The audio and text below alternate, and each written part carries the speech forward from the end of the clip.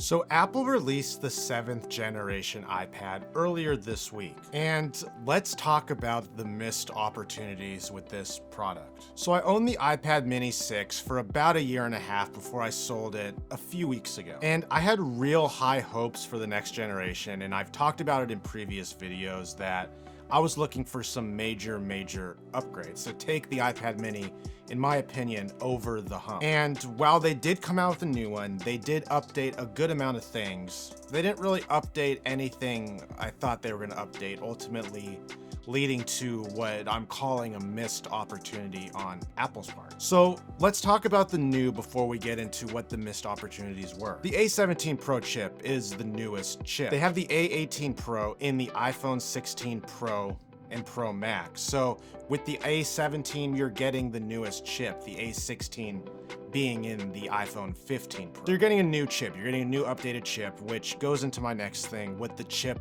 enables, and that's Apple Intelligence. I've talked about Apple Intelligence with this thing, having the beta on this, and Apple Intelligence with this, and how useful it is. So the fact that the iPad mini 7 got Apple Intelligence is something that is almost a no-brainer. But what comes with it is all the features that you've seen on the iPhone. I'll have my Apple Intelligence video linked down below and up above.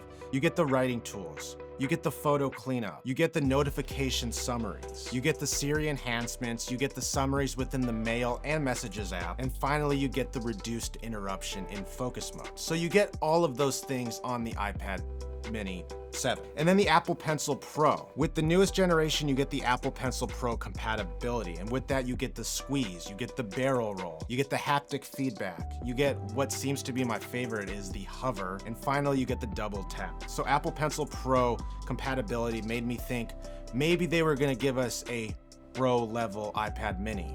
No. You get faster Wi-Fi, faster Bluetooth. The only people that notice that are people that are in this tech space and really notice those things, but you're not going to notice that difference. And then smart HDR4 for photos, which again, you're only going to notice it if you're really deep into the photo video creative game. What HDR is high dynamic range, and this newer version offers a better version of that was on the prior iPad mini 6. What wider dynamic range captures is more detail in the brighter and the darker parts of an image. And what it does is create a richer and more appealing visual result. And then the last two are really minor updates, and I'm kind of surprised this one is finally coming to this version, but there's no more 64 gig iPad. 64 gigs you can't really do anything with. That is such a small amount of space. And with the new iPad mini 7, you get extended storage.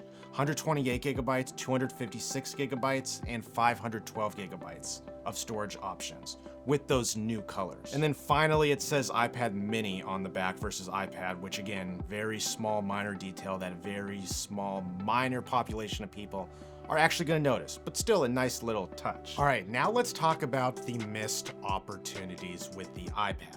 First thing is, this still has a 60 hertz refresh rate, and that's something that may not be noticed by the normal population of people, but us tech enthusiasts, us people that go from a 120 hertz iPhone or MacBook or iPad Pro, you notice it. You notice going from 60 to 120. So I've mentioned it in videos prior to this, but even if they came out with the iPad mini 7, they came out with an iPad mini 7 Pro that had the ProMotion display, that would be something that would be pretty enticing to purchase. The next thing is the oversized bezels of the iPad mini altogether. The iPad has thick bezels, and when you don't really notice it at first, but when you do notice it, you can't really take your eye off. There's so much potential screen real estate that you're missing out on with the iPad, and that's ultimately how the operating system is within the iPad mini, but also the bezels on the hardware of the iPad. What Apple should have done was extended the bezels out so there's not so much black space in bezels. It's something that is just so noticeable, and I feel so fixable within software updates of the iPad. There is so much squeezing into the middle of the screen that there's so much space that is just not being used. In my opinion, this is the biggest missed opportunity. I feel like this is the biggest missed opportunity from a hardware and software standpoint. It is something that can be fixed in software updates, but we're this deep into the iPad mini's line line and series that I just haven't seen it yet. So who knows when that'll eventually happen, or even if it will ever happen. And then finally, the lack of a keyboard integration. All of the iPads have compatible keyboards with them, and the iPad mini does not. I understand it is an iPad mini, and I understand it is a tablet, but I feel even at this size and going sideways with it and being able to type on a keyboard that lends itself to the iPad mini would bring it into a compatibility reason and productivity reason for so many people. So as it's not a huge missed opportunity, I feel it is a missed opportunity. At a glance, it appears to be the same iPad, and from the hardware, it is the same iPad, and from the software, it is a little bit better, but they did give it a little bit of upgrades just to keep it within the realm of all the other iPads. What's funny is when I did research for this video and I saw the iPad mini came out, I really had to do a deep dive on the Apple website and put them side by side to really see the differences. And the amount of differences I can count on one hand, which is pretty disappointing for a product that has been on the line for 2 years from an upgrade. At the end of the day, when the iPad mini 7th generation introduces some exciting new features, but it leaves us wanting more in most cases. Does this justify upgrading from an iPad mini 6 to an iPad mini 7?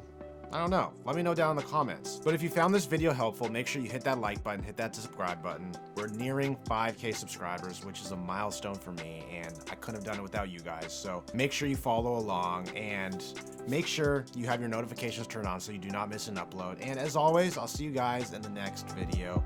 Peace.